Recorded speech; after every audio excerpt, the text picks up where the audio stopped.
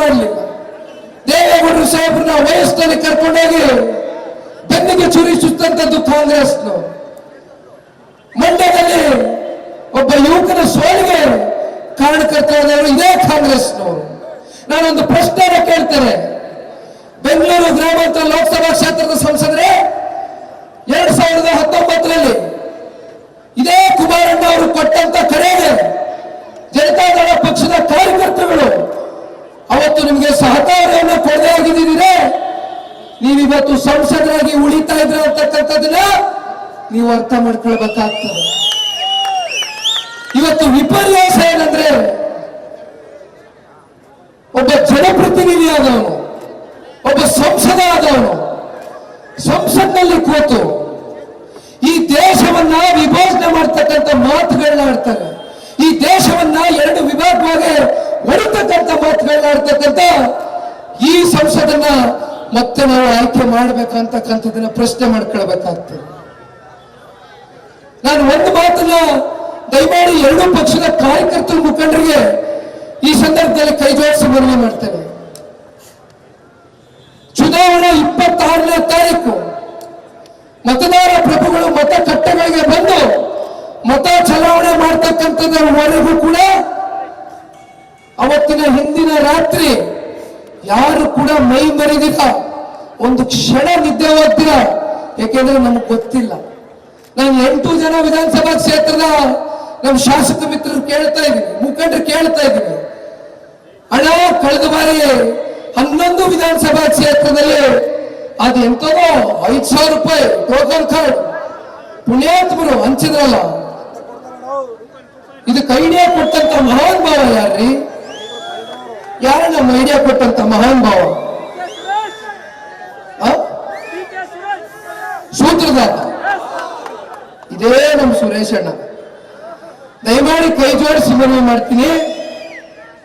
ರಾತ್ರಿ 2 ಗಂಟೆಯಿಂದ ಬೆಳಗಿನ ಜಾವ 6 ಗಂಟೆವರೆಗೂ ಯಾರು ಮಲಿಕೊಳಕ್ ಹೋಗಬೇಡಿ. ದಯಮಾಡಿ ಎತ್ತಿರಿ. ಯಾವ ಕಾರ್ಡ್ ಕೊಡ್ತಾರೋ ಅಥವಾ ಇನ್ನೊಂದೇನು ಆಮಿಷ ಕೊಡ್ತಾರೆ ಅಂತಕ್ಕಂಥದ್ದು ನಾವ್ ಯಾರು ಮಾಡ್ಕೊಳ್ಳಿಕ್ ಆಗೋದಿಲ್ಲ. ದಯಮಾಡಿ ಕೊನೆಯದಾಗಿ ನಾನು ಕೇಳ್ಕೊಳ್ತಕ್ಕಂಥದ್ದು, ಇನ್ನೂ ಹಲವಾರು ಜನ ಮುಖಂಡರುಗಳು, ಕುಮಾರಣ್ಣವರು, ಅಶ್ವತ್ಥಣ್ಣವರು, ಬಹುಶಃ ಬಂಡಪ್ಪಣ್ಣವರು ಕೂಡ ಒಂದೆರಡು ಮಾತುಗಳನ್ನ ಆಡ್ತಾರೆ ಅಂತಕ್ಕಂಥದ್ದು ಭಾವಿಸಿದ್ದೇನೆ. ಕೊನೆಯದಾಗಿ ನಾನು ಕೇಳ್ಕೊಳ್ತೀನಿ, ಇವತ್ತು ಜನತಾದಳ ಪಕ್ಷದ ಕಾರ್ಯಕರ್ತರು ಇರ್ಬೋದು, ಭಾರತೀಯ ಜನತಾ ಪಾರ್ಟಿಯ ಕಾರ್ಯಕರ್ತರು ಇರ್ಬೋದು, ಯಾವುದೇ ಒಂದು ಭಯದ ವಾತಾವರಣಕ್ಕಾಗ್ಲಿ, ಯಾವುದೇ ಬೆದರಿಕೆಗಾಗ್ಲಿ ನೀವು ಎದುರ್ತಕ್ಕಂಥ ಪ್ರಶ್ನೆ ಇಲ್ಲ. ನಿಮ್ ಜೊತೆನಲ್ಲಿ ಇವತ್ತು ಇಲ್ಲಿ ವೇದಿಕೆ ಮೇಲೆ ಕೊಟ್ಟಿರ್ತಕ್ಕಂಥ ಘಟಾನುಘಟಿ ನಾಯಕರುಗಳಿದ್ದಾರೆ. ಒಬ್ಬ ಯುವ ಕಾರ್ಯಕರ್ತನಾಗಿ ಇವತ್ತು ನಿಮ್ಗೆ ಹೇಳ್ತಾ ಇದ್ದೇನೆ, ನಿಮ್ಮ ರಕ್ಷಣೆ ಮಾಡ್ತಕ್ಕಂಥದ್ದು ಇರ್ತಕ್ಕಂಥ ಎಲ್ಲ ಪುಣ್ಯಾತ್ಮರ ಒಂದು ಕರ್ತವ್ಯ, ಒಂದು ಜವಾಬ್ದಾರಿ. ನಿಮ್ ಜೊತೆನಲ್ಲಿ ಇರ್ತೇನೆ, ಯಾರು ಎದುರ್ಕೊಳ್ತಕ್ಕಂಥ ಪ್ರಶ್ನೆ ಇಲ್ಲ. 26ನೇ ತಾರೀಕು ಡಾಕ್ಟರ್ CN ಮಂಜುನಾಥ್ ಅವರ ಪರವಾಗಿ ಬೆಂಗಳೂರು ಗ್ರಾಮಾಂತರ ಲೋಕಸಭಾ ಕ್ಷೇತ್ರದ ಮತದಾರ ಪ್ರಭುಗಳು ಕಳೆದ 10 ವರ್ಷದಿಂದ ನಿರಂತರವಾಗಿ ಈ ಕಾಂಗ್ರೆಸ್ನ ಸಂಸದರ ಪ್ರತಿಯೊಂದು ನಡವಳಿಕೆಗಳನ್ನ ನೋಡಿದ್ದೀರಿ. ಎದುರಿಸೋದು, ಬೆದರಿಸೋದು, ದುಡ್ಡಿನಲ್ಲಿ ಯಾರನ್ನು ಬೇಕಾದ್ರೂ ಖರೀದಿ ಮಾಡ್ತೀನಿ, ಅಧಿಕಾರ ಇದ್ರೆ ಏನ್ ಬೇಕಾದ್ರೂ ಮಾತಾಡ್ತೀನಿ ಅಂತಾರೆ. ಕೊನೆಯದಾಗ ನಾನು ಒಂದು ಮಾತನ್ನ ಹೇಳ್ತೇನೆ, ನಾನು ಬಹಳ ತುಂಬಾ ಕಿರಿಯ ವಯಸ್ಸಲ್ಲಿ, ಇನ್ನು ಬಹಳ ಚಿಕ್ಕವ, ಆದ್ರೆ ಈ ರಾಜ್ಯದ ಉಪಮುಖ್ಯಮಂತ್ರಿಗಳಿಗೆ ಒಂದು ಮಾತು ಹೇಳ್ತೇನೆ, ಶಿವಕುಮಾರಣ್ಣ, ಕಾಲಚಕ್ರ ತಿರುಗ್ತಾ ಇರುತ್ತೆ, ಕಾಲಚಕ್ರ ತಿರುಗ್ತಾ ಇರುತ್ತೆ. ಯಾರಿಗೂ ಕೂಡ ಅಧಿಕಾರ ಶಾಶ್ವತ ಅಲ್ಲ.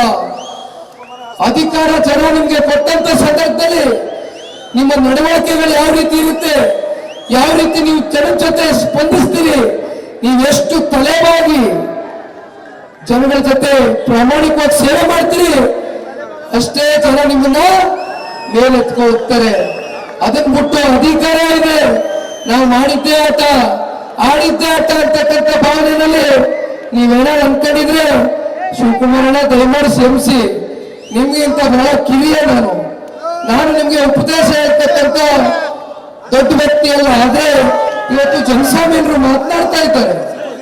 ದಯಮಾಡಿ ಮಾತನಾಡೋದಕ್ಕಿಂತ ಮುಂಚಿತವಾಗಿ ಎಚ್ಚರಿಕೆಯಿಂದ ಮಾತನಾಡಬೇಕಾಗ್ತದೆ ಅಂತಕ್ಕಂಥದ್ದು.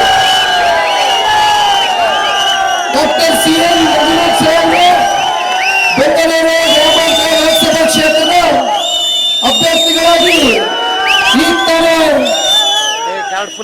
ವೇದಿಕೆಗೆ ಬರ್ತಾ ಇದ್ದಾರೆ. ಬಹುಶಃ ಮಾಗಡಿ ವಿಧಾನಸಭಾ ಕ್ಷೇತ್ರದ ಮಾಜಿ ಶಾಸಕರ ಜೊತೆ ಈಗ ತಾನೇ ನೋಡಿದಾಗ ನಮ್ಮ ಪಾಲ್ಗೋದೊಡ್ಡಿ ಪಾದರಳ್ಳಿ ದಾಟ್ಕ ಬರ್ಬೇಕಾದ್ರೆ ಮನೆಯವರು ಮಾಗಡಿನಲ್ಲಿ ಪ್ರಚಾರವನ್ನು ಮಾಡ್ತಾ ಇದ್ರೆ ದಯಮಾಡಿ ಇನ್ನು ಎಲ್ಲ ಹಿರಿಯ ಮುಖಂಡರು ಮಾತನಾಡಲಿದ್ದಾರೆ.